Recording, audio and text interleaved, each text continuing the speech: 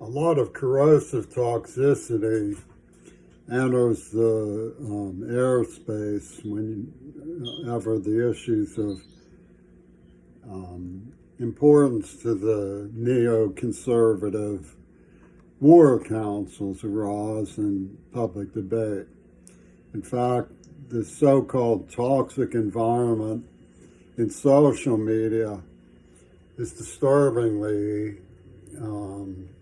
related to this tendency to become hysterical when foreign policy is discussed in public.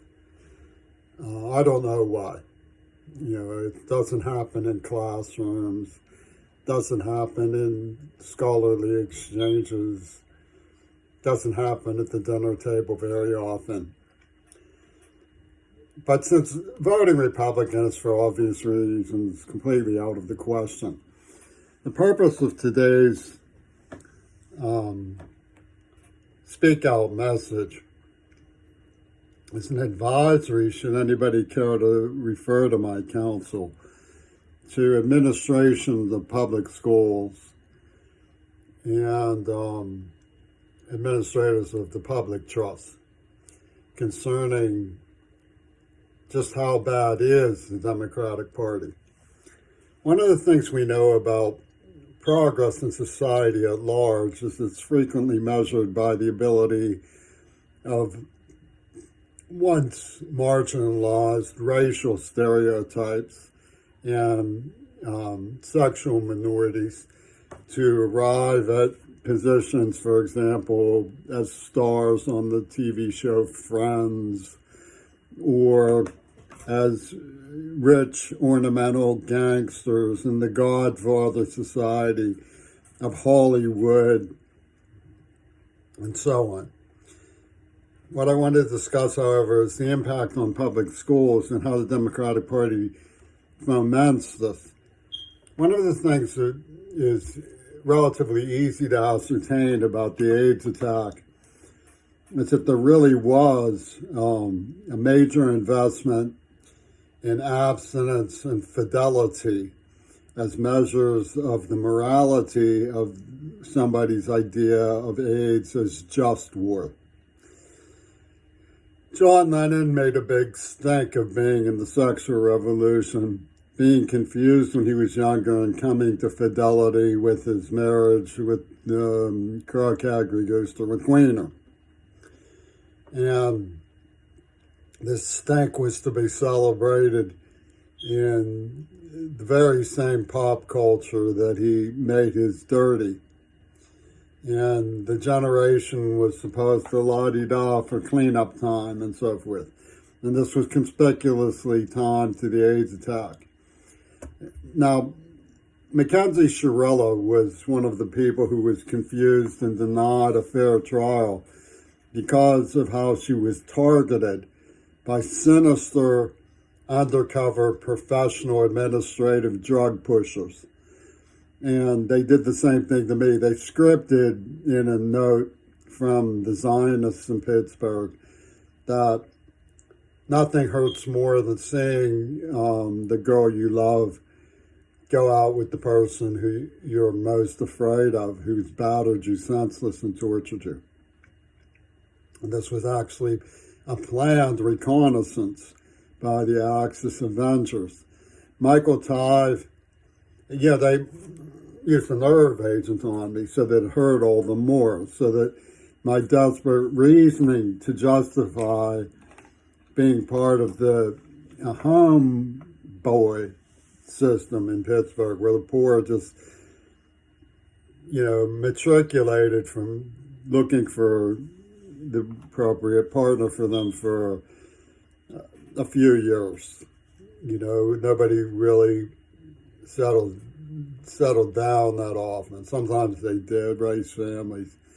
It would have been nice, but being deaf and being targeted this way, I was excluded from that. I just considered myself a homeboy, and I hoped that it would last and be productive. And I usually just got beaten up. But it came out in my letters that this was happening. that the toxins were affecting my ability to heal properly, as Wheeler called it, or not take out my fucked upness on other people, as Matt Marcus put it. Which meant, the girl kissed you, fucked you, and she wants to forget you. What's wrong with you? She kissed you, she fucked you, she wants to forget you. What's wrong with you? This is the way they think. And this was their doctrine. And you were supposed to abide by that. Come in, stick you with a postcard, and then rip it out and say, you're a defiant trespasser. It's Warpo world. Well, to understand the love's hypnosis element of what happened to Mackenzie Shirley, you start with Michael Todd. He gave me a Swiss Army knife where the pick was missing. See, he looks like Fripp, and I had Rodney Tagg as a music teacher. So Rodney Toady was picking on Crary.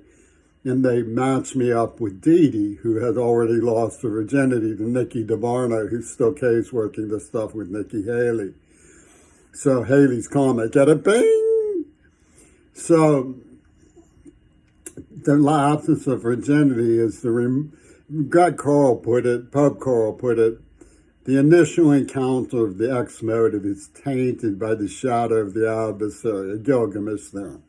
And they set up this business with sort of Taekwondo pussy ball, where the woman seduces you and tells you in the morning she has an arranged marriage from India. And then the black man comes from Seattle and says, "Skewer your dada, I get the symbol of life." And Midori Goto comes dancing down the flaming Everglades with the Dalai Lama. And Barack Obama hits the newsstands. This George Bush catastrophe traces back to Crocagri-Goosler looking at the arguments of the liberals in the 60s that integration wasn't about miscegenation. And she said, so what if it is?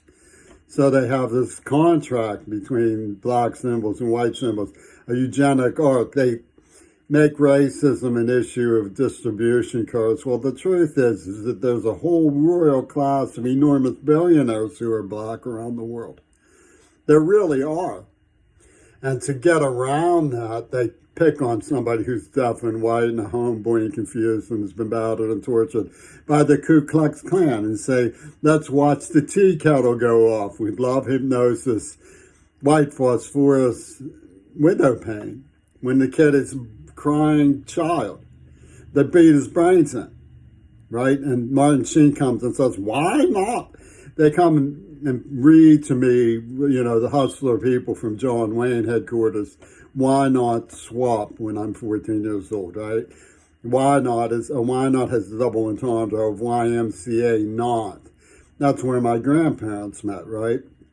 So they attack the symbol of dignity. You don't get your pick. Get it?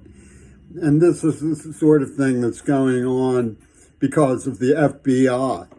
They work with the Neva Corporation, the Beatles, and Epstein Island. Look at the list of Epstein Island.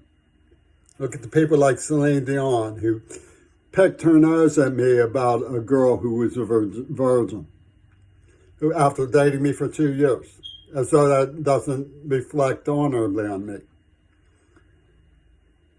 Start naked all the time together. It was my honor to reflect on how coy she was being and honor it. And she picks her nose at me, that proves you're a rapist. Weird. And she goes up to Epstein Island, right, and announces hostilities that include the rape of my deaf girlfriend. Because they're psychopathic. And these people got into office through the manipulations of like Joe Biden and the union in Pittsburgh. The NAACP has announced endorsement of Two Virgins Pussy Ball clock to the AIDS attack in no uncertain terms. We know it was about AIDS and we support it. And they refuse to teach. They refuse to go in third grade and say, if you have sex out of wedlock, we will send the Gestapo and kill you. Which would be a far more honest, far more appropriate thing to do than what they're pulling.